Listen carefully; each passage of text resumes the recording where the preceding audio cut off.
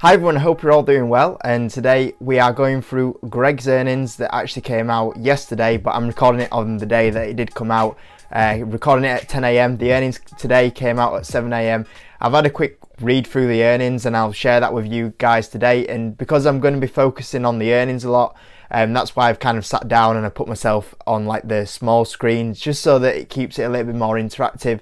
You can still see me as well as I go through this report, so I thought that was a cool little way to do it anyway, and I know you guys want to see my kind of thoughts on these kind of Greg's earnings.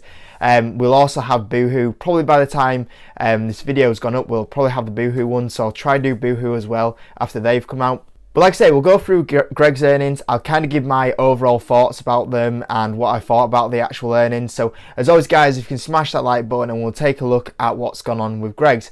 So as I'm recording this video, like I say, it's about 10 AM right now as I'm recording this video, and I'm going to look at the stock chart to start off with, because when you look at the stock chart, what you actually start to see is how other people invest, well, how other investors have taken this earnings, and it gives you a good reflection on what other people think. It's kind of chopping around the down on the 3 to 4% rate right now as I'm recording this video, but so it seems like overall the earnings have kind of took a bit more to the negative side. Not horrible, but a little bit negative, so we'll have a look into that. But I've got to say though, the day before we did have quite a bit of a spike before earnings, which always is kind of like hard to then go and beat it absolutely huge. But yeah, overall the earnings weren't taken amazing. It was kind of more on the negative side of it, so I always think it's good to see other people's point of view as well, because at the end of the day, the reason why you make money is because more people are buying the stock, so you've kind of got to see what other people think about the earnings. But overall at the moment, looking at the stock chart, it was taken a little bit more to the negative side. So when we go on to the actual Q3 trading update that we did get, we can see some of the highlights here, and straight off was the first thing that I was looking for. September, company managed to shop like-for-like sales improved to 76.1% of 2019 level in the 4 weeks to 26th of September 2020. So like I say, September was the key one, because for me, what I'd like to have seen is 80%. So we were kind of 3.9% off where I was hoping them to be, which isn't terrible, let's put it that way. You know, it's not too far off. The key thing why we need 8% is because that's where Greg's actually breaks even and then can go make profit. So for it to be 76.1%, it's not so far away now. We are getting closer to it. And if you remember correctly, if we go back to where we were at kind of like 2 months ago, the actual sales were like 72%. So when we look at what has happened like for like sales, they have moved in the right direction. They have gone up 4%. So we just need to do another 4% now in the next 3 months. Like I say, the key thing for me for Greg's is to get to that 8% by the end of the year. I was kind of hoping they were going to do it in September, which they haven't done, which is kind of a little bit of a negative. But at the same time, look at the positives as well. It has moved up 4% into the right direction, so we are getting closer. Like I say, it just wasn't as much as what I was hoping for them to do, but like I say, it's better than them moving in the wrong direction as well. So yeah, overall with that kind of first opening statement, I thought it's a good thing they've gone up. It's just that I'd like them to do a little bit better than that, but it looks like it's in a good position now for you know, October, November, December. Can they increase them sales by 4%? And if they've done it now, they should be able to do it then, I think. So overall, that opening statement was okay, because like I say, positive, if we look at positives, it's gone in the right direction, just not as much as what we was hoping. The other highlights are higher levels of activity seen following slower August. So it seems like August, like I say, I said that August might be the slower month because of we've got the Eat Out to Help Out scheme, and also because of the students not being kind of there in education. It was not a great August, which we kind of thought might be the scenario. Delivery and click and collect options now available nationally, so we've seen the launch of Just Eat, which is great. You know, one of my bull case into Greg's when I was investing is that they're going to have Just Eat delivery. Restarting shop opening program, now expected 20 net openings in 2020. So that's good that they're back opening stores. You know, obviously if the more stores, more income, more profit. If the locations are right, which I've got confidence Greg's can do. So that's a positive. Further additions made to available product range and manufacturing sites reopen, which is obviously a bonus. COVID-related risks being well managed, we hope so. Consultation launched to reduce employment costs. So it seems like from that statement, what Greg's going to be looking is job cuts, and obviously if it can, cut jobs, we don't want to see jobs cut, but if it has to be done, it has to be done for the business sake.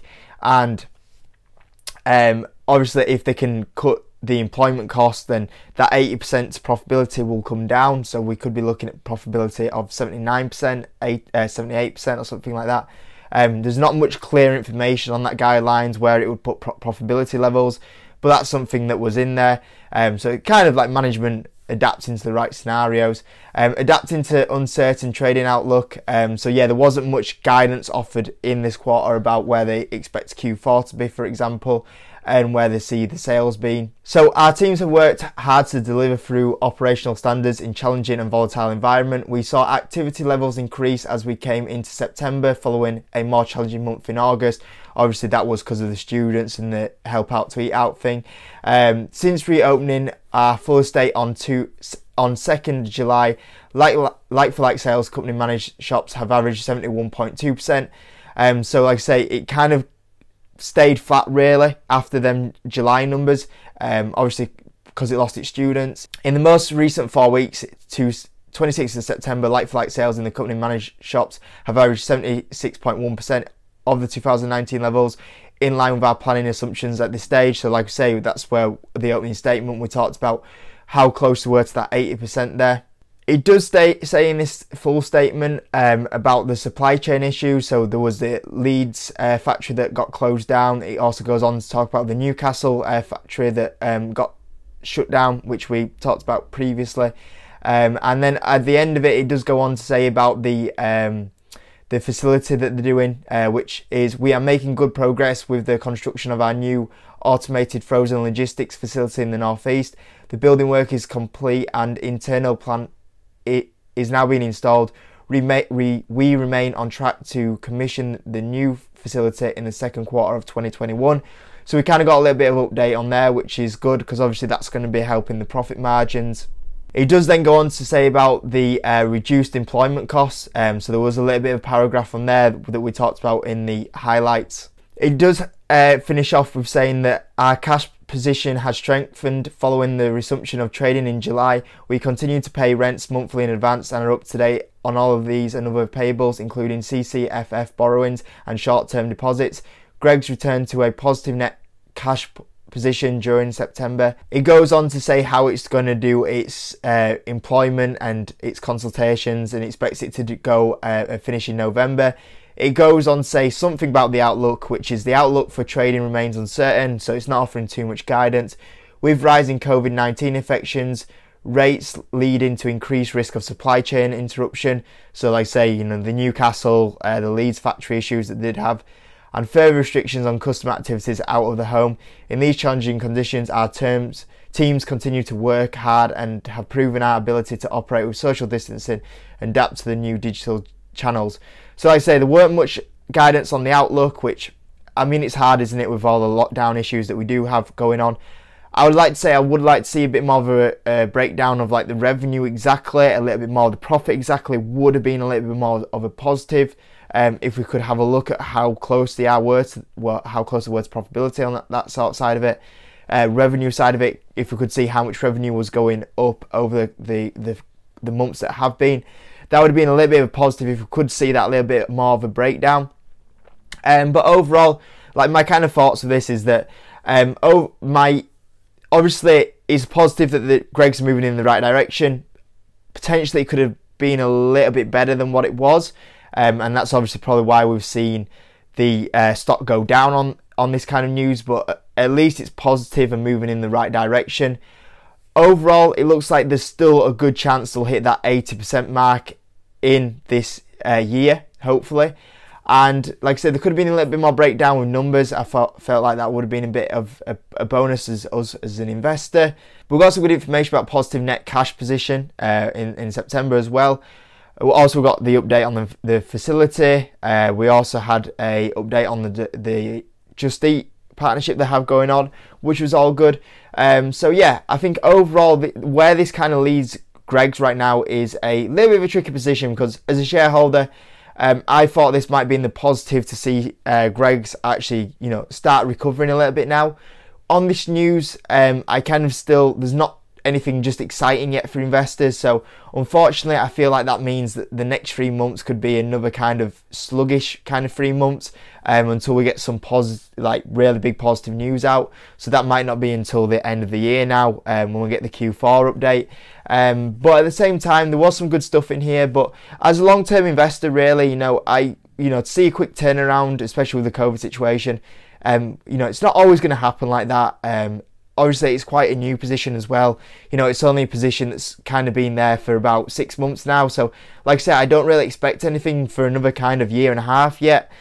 So if it was to turn it around very quick, then that would have been amazing. That's kind of a home run situation. But with this sort of earnings, I think it leaves Greggs still to kind of be a bit sluggish in the stock price. But as a long-term investor, that's fine, because it's probably going to give you another kind of 3 months now to carry on building that position at cheap prices. So there's positives, there's negatives. Overall, it probably wasn't as good as what I was hoping it to be, but it wasn't the worst earnings. So I would say overall that I'd give this earnings report probably 5 out of 10. Like I say, it could have been better. At the same time, there was some positives to take away. So anyway, I hope you enjoyed that little breakdown of the Greggs earnings. And like I say, by the time this video goes up, probably Boohoo earnings would have come out. So I will try and touch that at some point. It might be probably Thursday or Friday before I get that video up anyway. By the time I've recorded it, edited it, rendered it, it does take like a good kind of 4 hours to do it, so I can't always get it out on the day anyway. But yeah, I hope that helped anyway, and I hope you guys got some useful information out of that anyway, if you were wanting some information about the Q4 update anyway, guys. So I hope you enjoyed it. As always, if you can smash the like button, subscribe if you're new around here, and I'll see you in the next video.